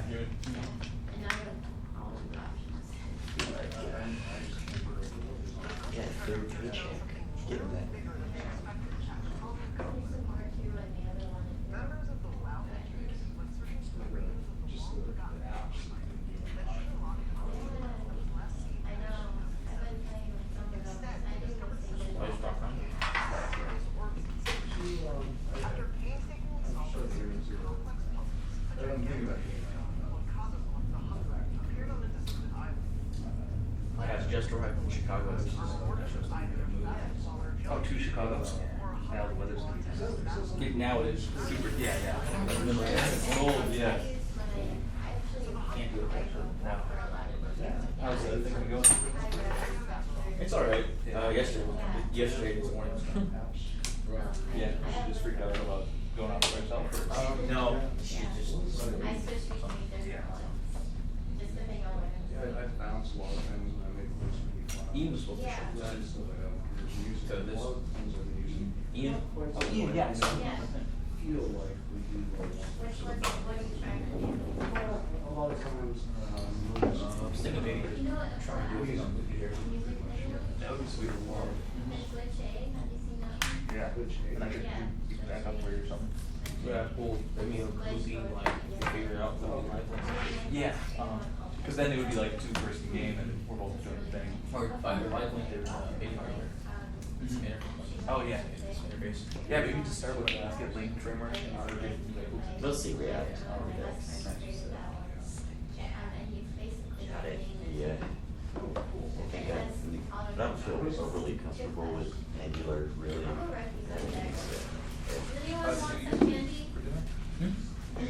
I know. I can't check them work. When you get them? Yeah, do it better. I'm cool, whatever. Yeah. Give me three. I actually want to stop by, I gotta look you up. I'll think about it. Yeah. I stopped by once to get it. Yeah. No worries. I got it. Oh, I'm the worst. I'll go home I'm and good at catching but not throwing. I'll take that one. No, it's okay. I'll see what you do. Okay. My dad always needed that. I always have to catch. I know, right? I am a girl. See, my dad was like one of those, what are they called? The minor league baseball players. Oh, yeah. I was trying to think of what, like, What are you doing? You're my dad. trying to Yeah. wrap up your files. Maybe you don't have the samples per se, but you have the data. Oh, You're right. So go, here's an empty neighborhood, police here. Oh, yeah. Let's go zoom around. And she could really do it. She has a real hard time following the rules of the backup part. Okay. That's fun. It parses out your Go file. do that down tab. Oh, wow. Yeah, see that's. Hey, so, tell me your name one more time. Oh, it's Bob. Bob? Okay. Hey, you guys, Bob asked me a question about some apps to use just for creating stuff. I don't know if you guys have any, but I just mentioned a couple, Okay. like for visual arts. So I'll just make a little list, and if you guys want to tell me a few. My friends created this app. It's not for creating stuff, but it's a game called Tune Clash, and it's different genres of music, and you can play 1 or 2 players. That's a really fun one. They have dance and electronic on there, and all kinds of other genres. I'm just giving a couple apps for people to play with. And then another app to make visual effects that one of the founders are members of Glitch Mob, and then a couple other electronic musicians and visual artists created an app called Hyperspective. Just specifically iOS. Yeah. That app is awesome. Yeah, it's a really great one. And then they just did it where you can upload your own photos video. Sorry if is this hard to see? I'm not the best handwriting. I'm not the best handwriting. So Hyperspective, I think there's a K in there. Do you guys have have any? Oh, that's right. Hyper or hyper? That's why PER. I think Gautier is one. For vector stuff, trying to think what I use. For I like- visual yeah, stuff, there's visuals. Uzu. Uzu? Yeah, it is fun. How do you spell that? UZU with an accent. Like you or UZU? something. Okay, let's try. I was getting more compliments for doing video with using the Resolume one night. I was like, Yeah. really? I mean, it's really so like a lot of the apps that are high res, vector, you can import, export. A lot of them are totally compatible with Adobe. I want the iPad Pro for Yeah. the new one. The new one is coming out next Yeah. few months. So, anyone else have any? And then Just for video stuff or audio? any apps that you like, just because this one's a game app, so Yeah. this is all visual stuff. So Loopy and Audio Bus are go-to. Audio Bus, Audio Bus and Loopy, are those for iOS. for audio? Yeah. Yeah, Loopy has Link now too, I think. It does. Have you? Isn't that awesome? Have you done that yet? Yeah, it's Isn't that awesome. awesome? Loopy's freaking amazing. Yeah, it's And now with Link, it's like even more amazing. I lost a looper and I was gonna buy like a RC50 or 50 or 300 and I just got an iPad and Loopy, same price. Then you can also, check your email with it. Exactly. Yeah, and there's like an outlier for Nino.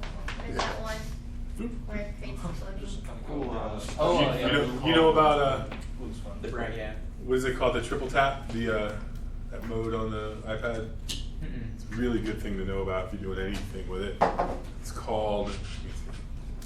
Oh, where it locks your screen, you can't exit out of the app. Yeah. Yeah. What's it called? Oh, wait, do you Trying not to- want to do that one, or do you want to do it? I'm trying to do it on it. I don't think I have it set up. I don't have it set up on my iPhone. I Yeah, don't- I've used it before. So I'm trying to remember what it's called. You triple tap and it locks you into whatever app you're using, so you can't go. You have to set it up first, though. Yeah, but you don't go home, or any buttons you press are disregarded. You just stay in your app. And it won't like go away. The screen won't it'll just stay up too. Really good for. Why would you want that? If you're performing or working on. Oh, music. It disables all the multi-touch gestures. Yeah. Can't play around. Siri interrupting you. Also, Yeah. if you don't want to not finish something, that might be good. Keezy Like, is another one. Can't remember the name of it. Mode. Keezy, Keezy. It's a weird name. Keezy. And that's audio? Yeah, it's like a quick sampler. Cool. What time? 825. You don't have a. Anyone have an iPhone charger over? I do. For a 6? Yeah, for 5. Well, they're all. Yeah. So I got one. apps, if you guys, anything you guys want to include in the newsletter, I sent out a kind of You more see the informative cord? newsletter Yeah, you last split it. time, Oh, but wait. usually it's just wasn't- like I can't see. stuff that you guys I plug send in me your- or Yeah, you that's might fine. want to know about. So feel free to I got send enough me. He's got juice. And I got- you guys, You need- Feedback Alliance just had a show, right? Or a thing? See, I didn't know about that. Thanks. So send me stuff, let me know. And then we can spread it out to our mailing list. I'm and filling all also my plugs up. Same vector gaming. Actually, have you guys checked out Spire at all? Anybody know about Spire? What's Spire? Okay, so this is Got it. so it's a iOS app. I'm pretty sure it's probably on Android as well, but it's from Isotope, and it's a simple 4-track recorder. Okay. There's some power. Just for like generate, like power. if you have an idea, and like. I got one here. For just audio or for I like? still have, you have one, you're good. It's just audio. So I mean, like if you have like Yeah. an idea in your head, Yeah. That's fine, you can leave it. Jump in, Oh, wow. like a whole thing, just So, here's a bass, about maybe here's like drums, 15 or 20? maybe like a line or something So like about that. 15 minutes? Pretty simple, pretty powerful. It's like Yeah. Another one like that called multi-track DAW. yeah, that's like I use that one all the time. full, It's like 16. Is that good for you? yeah. Yeah, totally. You guys, any other fun stuff that you want me to share with our community, just let me know. I'll do it on our social channels and the newsletter. So email me at the email this is not beer, but like, email me at the email listed on the website or the newsletters or wherever you see it. It's just Andrea@protosfestival.org. And if you have any questions, feel free to also email. Good. Rock on. Where is that? Oh, it's over here.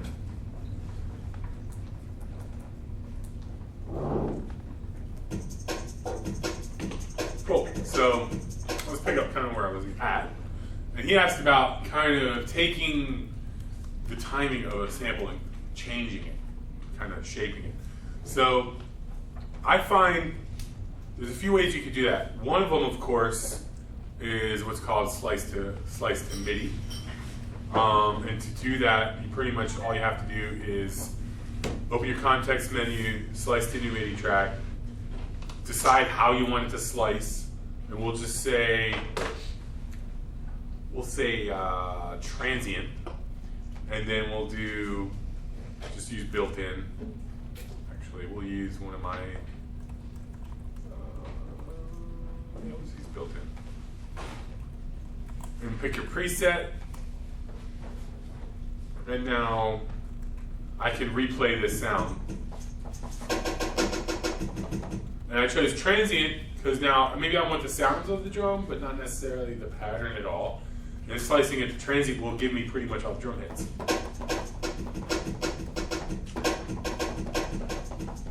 So I can kind of replay it, shape it up with MIDI. So that's one really quick way you can take a sample. And another way to chop it, I call this kind of groove chopping. We'll do a slice to MIDI track again, and this time pick quarter note. And this time I will choose built-in zero velocity, all same choke group. And I'll explain the choke group in a second.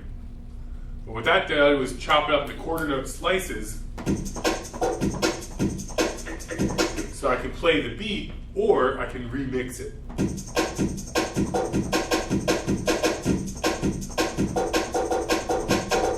This works really good with pretty much any groove that's like a multi-bar, one bar. It doesn't have to be drums, it can be anything, and you just kind of remash it. And what choke group is basically, it's like, think of a hi-hat. You can't hear an open hi-hat and a closed hi-hat at the same time.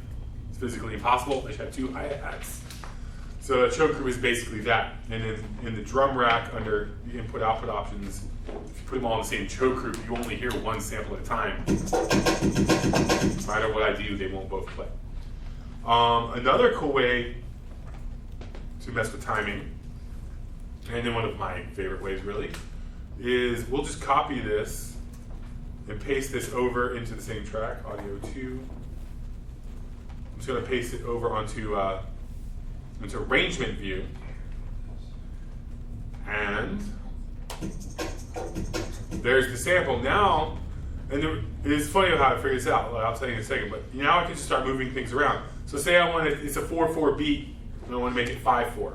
So I can change Ableton, we'll change it to 5/4. Now we have a 5/4 grid, but the beat, of course, is still a 4/4 beat. So we're going to start messing with it a little bit to put it more into a different time signature.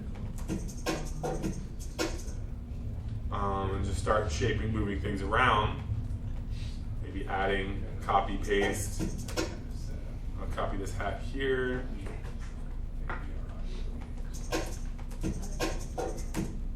And we will just do this. Kick drum will go. And let's just loop it and see if we're getting anything. And then you can just keep mashing it up. So that's how I can change it into a totally different time signature and just move stuff around and have a lot of fun with it. And this method I found really fun. I had a student who was, interestingly enough, a jungleist as well. And he wanted to chop breaks. I'm like, yeah, Ableton's great. It's like, boom, do this, move things around. Awesome. Come back the next week, and he's like, yeah, that's really fun, but I really liked doing it the way I used to do it in my tracker. And I'm like, well, how was that? And he's like, well, I just take the WAV file and stick it on the timeline, and I'll just move everything around. I'm like, oh, well, let's switch to arrangement view. And that's where this, I didn't do it that way because I didn't produce music ever on a tracker or in that method. I used to use tape machines and samplers, and I didn't really get into computer stuff until later, until Ableton.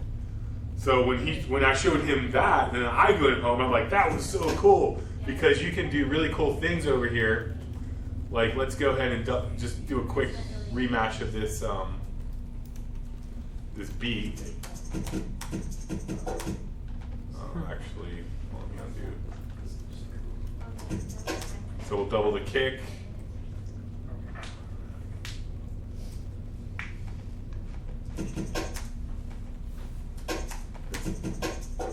Let's get rid of this sound and maybe put a snare there instead. And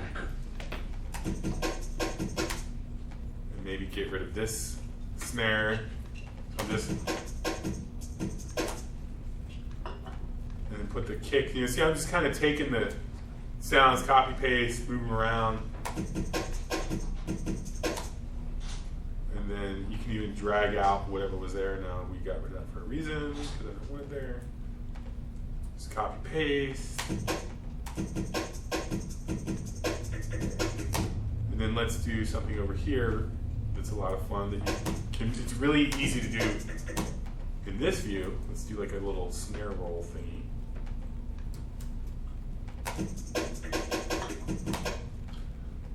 So now that I've kind of, all the little samples are little slices, you know, I got these little clips. I can go to clip view and I can use the repitch and then just start repitching things to make those little nice repitched.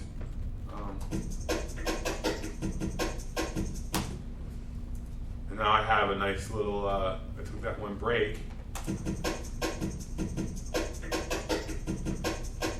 Now I can duplicate that. Now I can make it a 4-bar loop and just edit it a little bit. And maybe on this one we'll do a single kick. And what was there before? Hats. Cool, let's see how that sounds. I like to sometimes I'll make one change and listen to it. And then we'll do a buka buka thingy.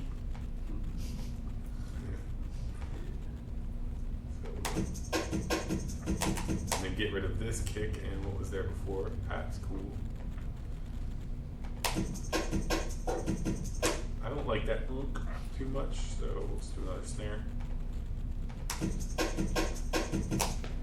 And then maybe double that. Oops. You know, so it's just fun. You just kind of play around. You can. Let's change the pitch. Give it a little bit. And then we got like a little. I'm going to switch the pitch on this. Actually, I'm going to take this one and we'll do a quick time stretch, which is a lot of fun, on this snare. So now I'm going to set my warp mode, or set my warp marker. Stretch that snare out. Let's hear it. And then I can change the warp mode to create different effects. And then tweak the warps. You know, so you can just play with different warp modes until you get something really cool. Or even stretch out even more, you know.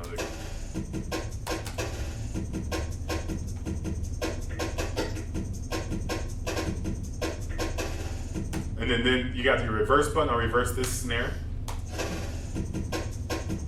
Quick reverse.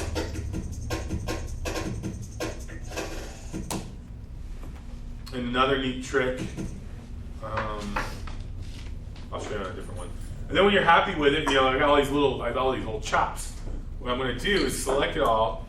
I'm going to consolidate, which will make it all into one clip. I'm going to turn loop back on and set it back to beats mode. The warping algorithm. And I have my clip. This was a sample I downloaded off Splice. It was put up by Hospital Records. I hacked it up. They actually hacked it up before I hacked it up, and I rehacked their hacked up sample. You know, now I do that a lot too with my own breaks. A lot of times I'll chop breaks up, save them, bring them back in, chop them up again. So it's like chopping breaks. So another little trick that I like to do, back to this little preserve transients thing. Say you find a sample, it's got a lot of reverb on it or a lot of stuff going on. This one doesn't really have that issue, but we'll just say, you know, just so you talk about it for a second. It's kind of unusable, right? It's just two like big room reverbed out drums. Otherwise, it's pretty dope. That's what's really handy again about You can leave it on transients on that one, but do forward and then just start pulling it back.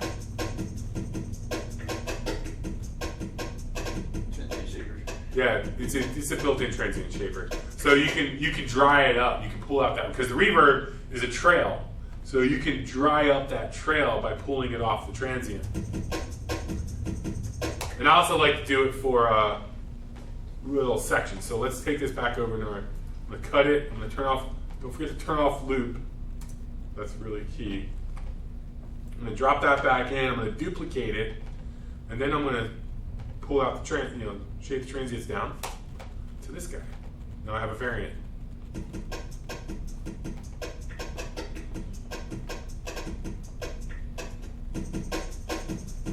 So it can be used as like a little breakdown, same beat, kind of chills it out a little bit. Here's the original.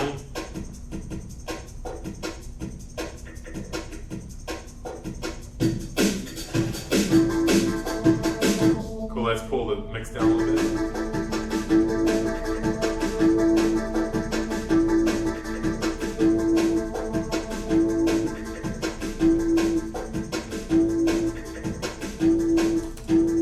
So this is the main underlying topic of this workshop is workflow. So one of the things that helps you with your workflow while you're working is keep your mix squared away at all times. And this means it's just simply the volumes. You don't have to worry about so much compression and everything, and just mainly the volumes. Like, when you bring something new in, don't turn everything up to match it. Turn the new stuff down. I call it subtractive mixing. It's a whole principle that covers a lot of things, but the principle is subtract rather than add. Turn down the volume rather than turn it up. Cut EQ rather than boost. Take away sounds rather than add more. Like, if sometimes you'll listen to a track, you'll be like, man, it's almost there, and it just needs something else. Well, really, it just needs less things. You need to start subtracting, start yanking stuff out, and just be like, let me just pull this out for a second here, and it could really take 4 things, like even this. Let's just take this over into arrangement view now, as is, as a good example of that. I'm just going to drop it. Actually, let's get this zoomed out. Hit tab. I'm just going to select all the clips. I'm going to grab them. I have them held with my mouse. I'm going to hit tab, and I'm going to make sure I drop them using the track that I started on. And then I'm going to stretch them out to match. So they're all the same length. If anyone knows I can do a shortcut for that, that'd be awesome. Sometimes those pop up. I don't know. Sometimes all the updates that happen, I read my updates sometimes, not all the time. So sometimes there's really cool new things that sometimes people tell me in workshops. I'm like, yes. So I'm going to hit the back to arrangement button. We're going to just take this and we're going to stretch it out, and we're going to say, keep going with that. We'll just take a couple minutes, 3-minute pop song. Now, this is just 4 elements. So now I'm just going to start taking things away. So first thing we want to do is kind of create our intro. So our intro is probably going to be about 16 bars-ish long. So we'll take out the drums, these main drums out. And we'll take these drums out. Or actually, with these drums, probably just take those out, bring these guys back and edit them a little bit. So I'm going to use what's called a split function. We'll do edit. It should be in here somewhere. Edit split. Yeah, there it is. Command E is your hotkey on that. So we'll do Command E. And then a nice little trick here for this drum intro. Right now it's just a 1-bar loop looping. I might want to edit it in sections. So let's just work with a 4-bar clip area. And then I can do that consolidate trick, which makes it now a 4-bar section rather than a 1-bar looping clip. And then I can go in here and edit it without it interfering with the other loops. So we can pull out, say, the kick drums and the snares. We'll keep our hi-hats for the intro. There we go. And let's get rid of that annoying bass for the intro. Maybe drop it a little later.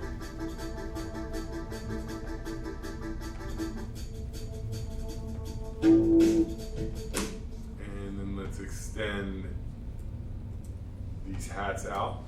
So there.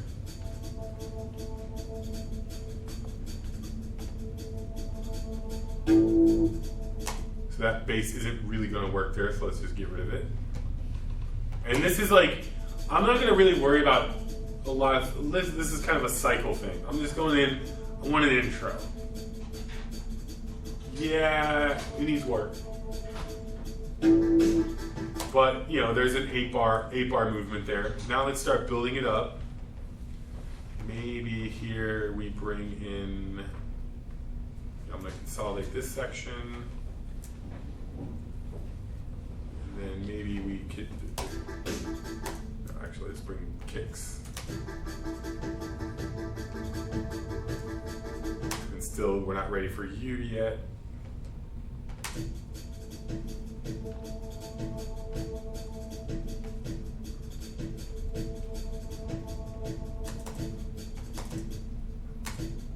And then we go into our main, this starts.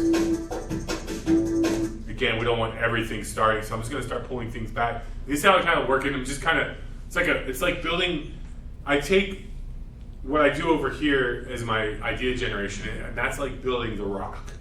You know, if you want to compare it to being a sculptor.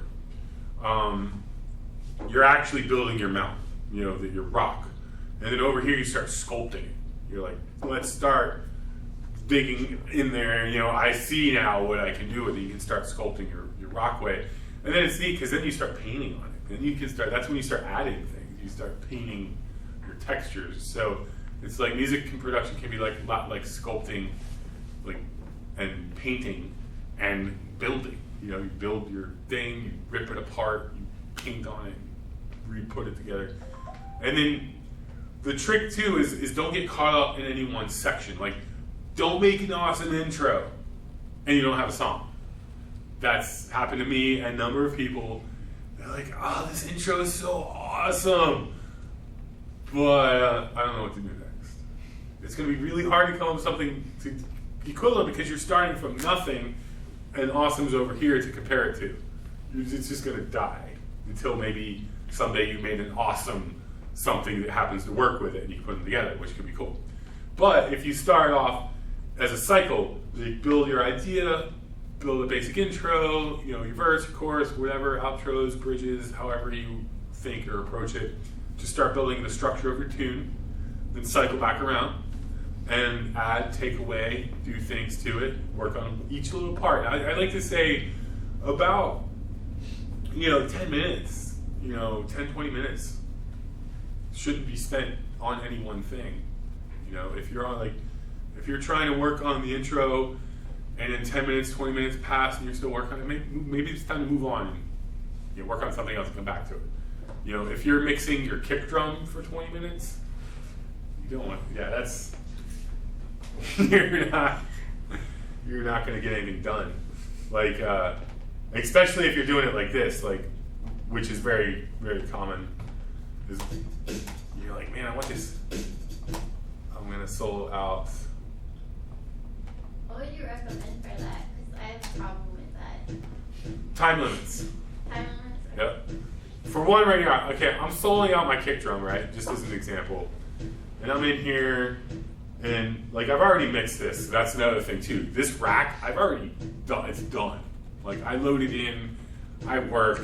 I've already actually sat here and mixed this drum rack, which is one of those, I don't know what to do. Let me build a drum kit. Let me mix it. Let me compress it. Let me do all of that stuff. And then when I'm ready, I throw that in. Boom, it's done. I got the compressor on it. I got the saturator on it. It sounds good. So finish the different parts. Yeah. Would be a good thing, while you're waiting for it. Yeah. So, but But if I'm working on a tune and I'm in here like mixing my kit, and I'm soloed, if I'm soloed any one sound for longer than like 30 seconds, you're actually soloed too long because you're not mixing a kick drum. You're not going to put a kick drum on your album and sell that. You know, no one's going to, I mean, somebody might buy it. I shouldn't say no one. People are into all kinds of things. But, you know, yeah. So you know, Kick drum jam, man. yeah, it's probably not what you're going to do. It's the only verse on the album.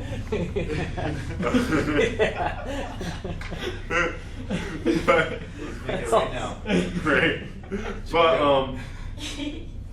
yeah, you're just kind of in there. You're kind of tuning your ear to it, solo it out, mess with it for a second, bring it back into the mix because you're mixing a tune. You know, you should be working on your compression, your saturation, the level in the tune, not solo. Like the bass, same everything. You know, if it's anything solo too long, more than like 30 seconds or a minute, you're solo too long. You're going to lose focus on how the whole composition. And the time limits is a big thing that helps. It's like, yeah, it's and then circle around because like there's plenty of time to do everything. Question? No, stretching. Let's see. Talk about that. Let me talk about again hotkeys. Does anyone know what Shift Tab does? Yeah, it goes between kind of what you're seeing at the bottom. Basically, you're swapping that out. Yeah, there's device view and there's clip view. And they're down here, you can click to select between them. You know, you can double click a clip to get into clip view.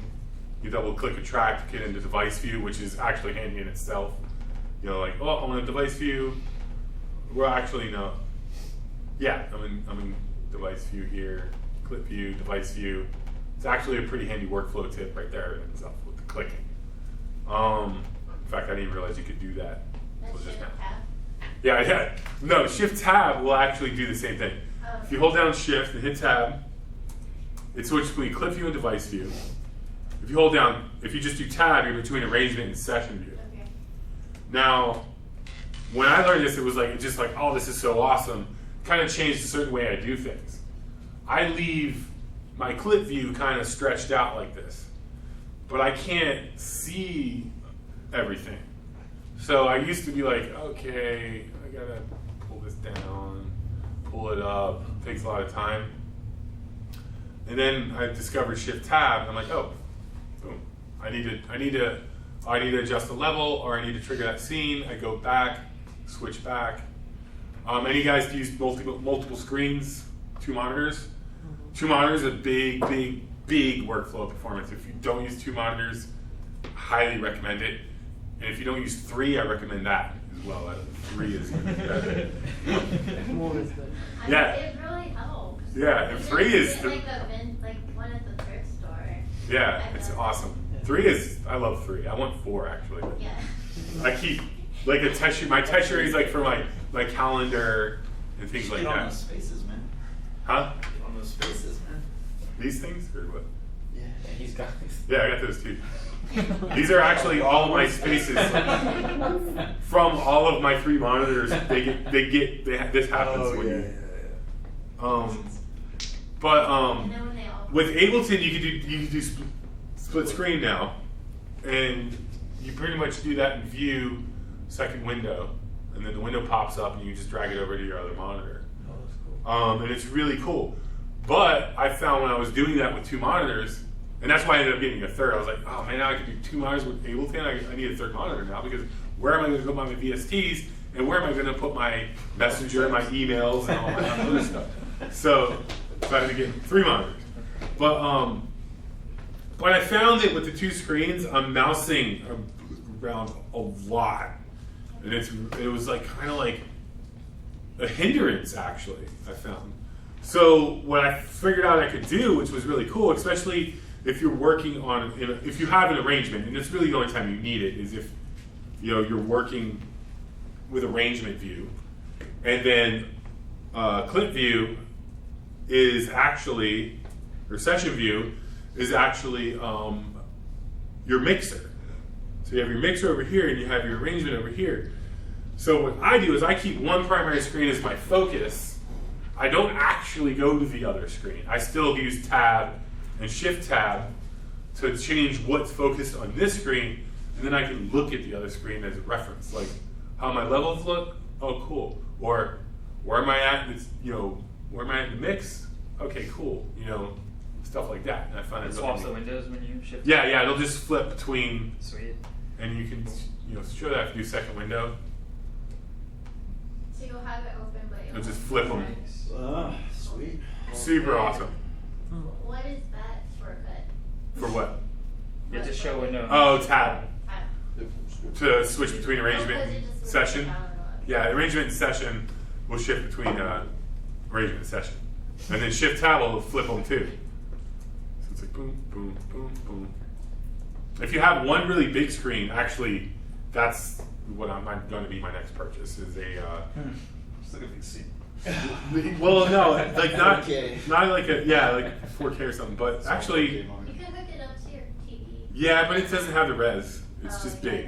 It doesn't really give you more space, and it's more mousing. Yeah. But yeah, mousing about more mousing about. This is a band called Mouse About. Now I want to get like one, the resolution of two monitors next to each other on one, and then you can actually they have usually have where you can make it act like two monitors.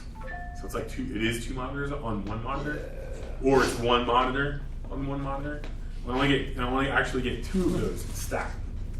So it's like Four. And then two. Or two. And then one. Well, 4 or 2. Or 4 or 5. It'll be like 5 or 3.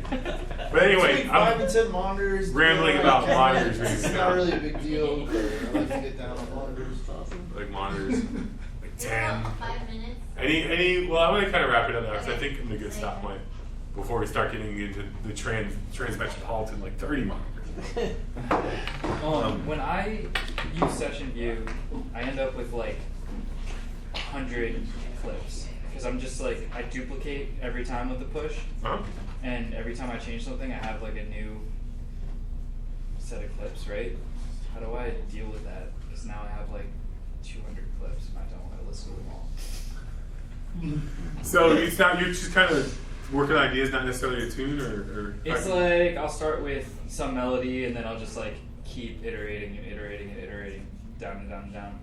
And I mean, if I go listen back to them, like I can definitely like cut some out, but I end up with like too much stuff for one song, and then it's all in the same key, and it's all like generally the same. Like, I mean, I would just view it as a palette. You made your palette. That's you don't really even. You just grab what you want. Just take the stuff I like and bring it over to composition or arrangement. Yeah, or delete. Like save as. Boom. There's your palette, and even cool things you can do. Like right here, we have some old live sets here. Jungle Drummer Jam. I can actually go into other live sets right here. I can go into the tracks. See if somebody has a clip on them. There's really no one that's clip. There we go. There's my clips, and I can just start yanking these clips in to my new tune. And so this could almost be like I made a bunch of stuff, new live set, put that other one over here, open up the live set, and then open up the tracks, and then just start. You can, and you can even preview them. You're like, oh, let's see. Oh, that's pretty cool. And it becomes almost like your sample library. Is there a nice way to re-sample everything to clips? Sorry? Like, take all of your tracks, bounce them down to one. Yeah, and if then, you have a bunch of little sample clips. You can do freeze track and then flatten. Freeze and flatten. Okay, cool. One little tip on that though is when you freeze and flatten, what happens is it doubles the length of the audio. Because if you're using any kind of wet effects, reverb or delay, if you do one recording of the loop, you'll have a dry entry point. So like the snare drum, let's make a quick example of using this guy. And let's do even a reverb. It's very noticeable with reverb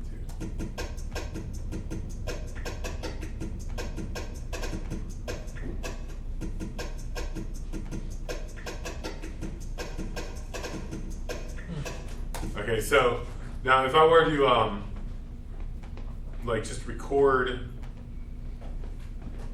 actually we'll do a freeze flat and I can show you both. So I'm just going to freeze this track. Now only flatten if you just want to get rid of it. You can do it a couple ways. So freezing basically records its audio, and the whole idea was to save CPU. Very handy back in like 2006, 2007, 2008, 9, 10, 11, 12, 13, 14, and even 15, no, well, 13. Now it's not, I don't got a 2014 MacBook Pro in it. I don't need to freeze tracks anymore. Sometimes I do actually. But when the CPU couldn't handle what you were doing, you'd freeze the track. So I'm just gonna go insert audio track. Now I could flatten it. After you freeze it, you can flatten it, which will basically, the frozen track, I can unfreeze it and go still tweak things. While it's frozen, I can't tweak things. And then when I refreeze it, it re-records its audio and references that audio. When you flatten it, it gets rid of everything and just brings in that audio. And then you can't really go back unless you haven't saved yet and click your undo, so then you can undo back, but after that, it's gone. But if you do this trick, you can kind of have the best of both worlds. I'm going to select all these clips, I'm going to copy drag them to an audio track, and now it'll give me the audio, and now it is literally bounced, and I can unfreeze the original, and I still have that preserved, so I can go back and edit it if I want. But now over here in the audio, you'll see that it basically doubled the loop. So let's play that one little bit right here.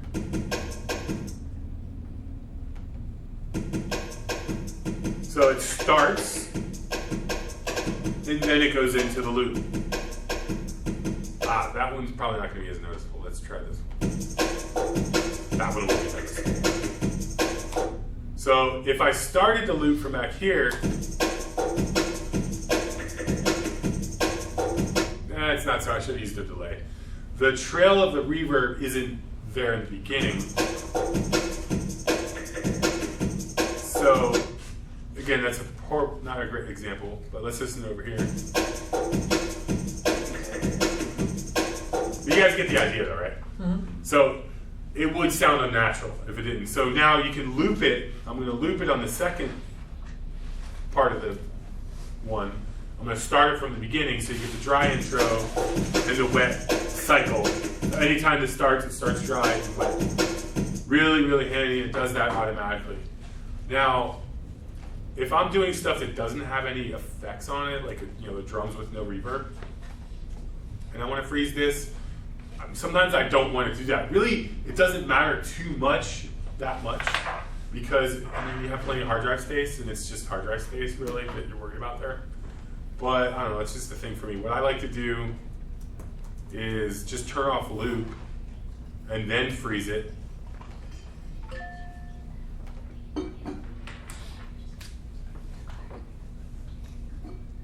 And then copy drag it over. And then just turn loop back on. So I'll select all my clips. That just prevents it from doubling over? Yeah, because it didn't render it as a loop. Because you said, it's not a loop, so it's not going to render it as a loop. Now, it's just one. And this does come into play though, like, I have a live set, my live performance set has like two gigs of samples in it, audio, because I render everything to audio. Had I not done this, it would have had 4 gig. So it does make an impact over vast periods of time to keep control of that. But that was just a little thing. Any other questions? Unrelated, not sort of related. If you have, say you're not bringing in samples, but you're recording clips, so clip view, and then you rename on the fly. In your sample folder, they typically keep their original name. Is there a way to make that? Yep. The basically right down here tells you the actual name. Okay. And you just click on it, it'll queue it up in your sample folder, and then you just rename it there. Okay. That's rename it in your clip as yeah, well? and you can rename it right here to whatever, and then it'll update. If you do it outside of Live, you're going to break it. Yeah. So you got to do it within Live, and that's the easiest way to find it. And now it's renamed, and that's something I do all the time. Okay. Other things you can do. That's if you were doing a lot, you know. Let's just say we're doing a whole bunch of these. I can come in here and say, drums 1. Let's sorry, wait. Arrow down.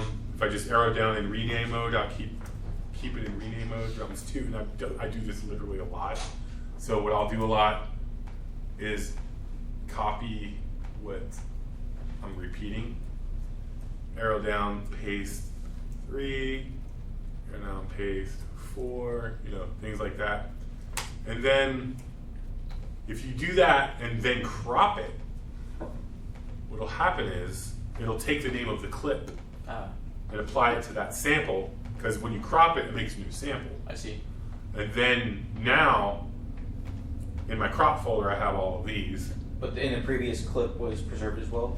Yeah, they never, that's another thing you need to know about Live. This is actually a good one, good thing, observation. Live actually doesn't destroy anything. Anytime you think you're doing destructive editing, you're not actually doing any destructive editing. It always makes a copy or redoes it and makes another version of it. So, like when I cropped that clip, when I cropped it down, it just made a new clip. The old one is still there, and I didn't learn that for a couple years. And I went through and I found out that I had about like three, I think 400 or 500 gig of wasted space. Just retakes of vocals. Can you scrape that easily? Yes. Yeah, especially like I do a lot of, based live recording, vocal take, retake. Yeah. It doesn't, if you undo, the one trick too, if you're doing like vocals or anything with retaking, if you undo, it won't do that. So if you're like, oh, I don't like that one, undo, next, instead of re-recording it, undo will save you some time. I hate to cut you off, but we're over time. Okay. Can you do questions maybe for like a couple minutes? No, that was questions. Oh, okay, that was sorry. Okay, so I'll finish the question up. And then, so what you'd go into is you do file, manage files, and then over here on the file management browser, you can manage project is what I like to do. You can do manage set, you can do manage project, and you can manage user library. So we're just going to do manage project. And when you do manage project, it'll analyze the project folder and tell you all this great information, like you have 1 live set, 0 live clips, 0 presets, 4 media whatevers. But that's not as important as down here. We got missing, we got nothing missing. We have external. I like to always check my externals. What do I have here? Elsewhere. I know where that's at. It's this place folder, so I'm not going to worry about it. But you can collect it into the project here. User library, it's fine. Factory packs, that's fine. This is basically your collect all and save. There's a shortcut way to do this. You don't have to do it here, but that's not actually why we're here. Just wanted to show it to you. But why we are here is unused files. So I did a freeze. I unfroze. Every time you freeze and unfreeze, it creates a file. It doesn't destroy them. You freeze and unfreeze, you freeze and unfreeze, you freeze and unfreeze. Files build up. So I'm going to go show when these unused files right here, and I can just select them and delete them. Okay. And now they're gone. And if you stay, the trick is to stay in that habit. If you do a lot of audio editing in your project, file manage files, get rid of the stuff. That's really the only way to stay on top of it. What I did one time when I learned about this, I was like, doing that for all my projects, trying to, going through all that stuff. But then I realized I could do this. It was really cool. Jimmy, quick question, because yeah. we definitely have to wrap up.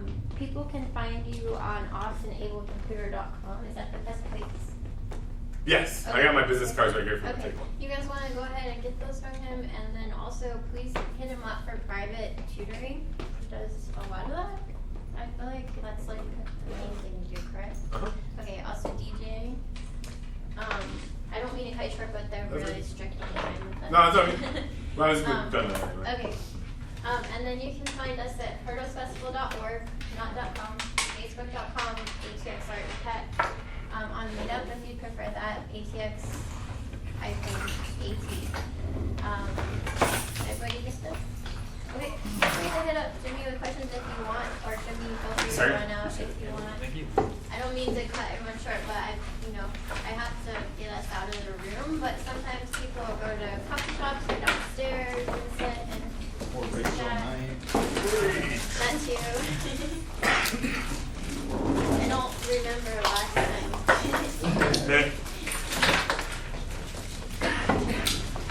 I don't know if I want to. Yeah.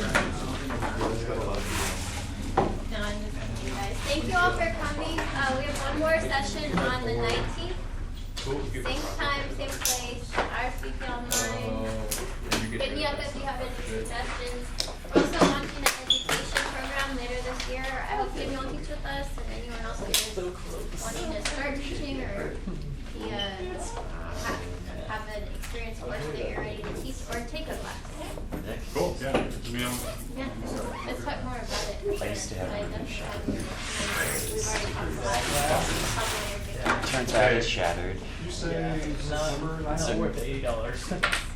It's a Monday. Its purpose, Same yeah, time it's and like place, the idea September that it's 19th. Monday. and so it's Thank you guys all for coming. There's the president saying goodbye to you then I guys. had like scattered That will never happen here again. Thanks all, everyone. Thank you, Jimmy. Everybody gets in here.